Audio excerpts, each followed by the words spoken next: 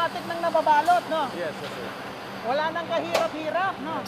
Ang masasabi ko about our farm is parang ina-establish namin dyan yung circular economy kasi walang tapon tong system natin eh. Kasi yung basura, kino-convert natin into fertilizer. Yung fertilizer, pinapakain natin to sa mga crops natin. Meaning talagang yung waste doon sa mga taniman ng mais, pinag-harvestan, nakukonvert into pagkain. Yes, lahat ng klase ng waste. Ang ginagawa namin dyan, hinahaluan namin siya ng molasses, nilalagyan namin ng konting urea para medyo ma-breakdown yung mga fibers niya.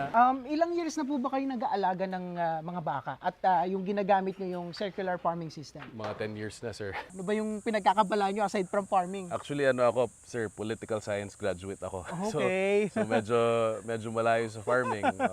Kaya niya ng 33 tons isang hectare for silage. Just in case na ma-build nila itong taniman ng sorghum or the same time yung corn silage natin, Yes, sir. malaking tipid. Malaking tipid talaga, sir. Ito, sir, 90 kilos ito. So, 90 kilos times 7.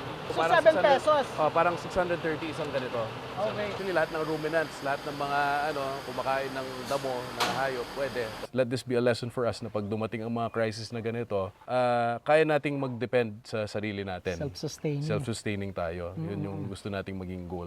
Yung goal nila, Sir Bobs, na mabawasan yung farm inputs, eto na, nagagawa na nila dito sa pamamagitan ng ganitong proseso, circular farming system.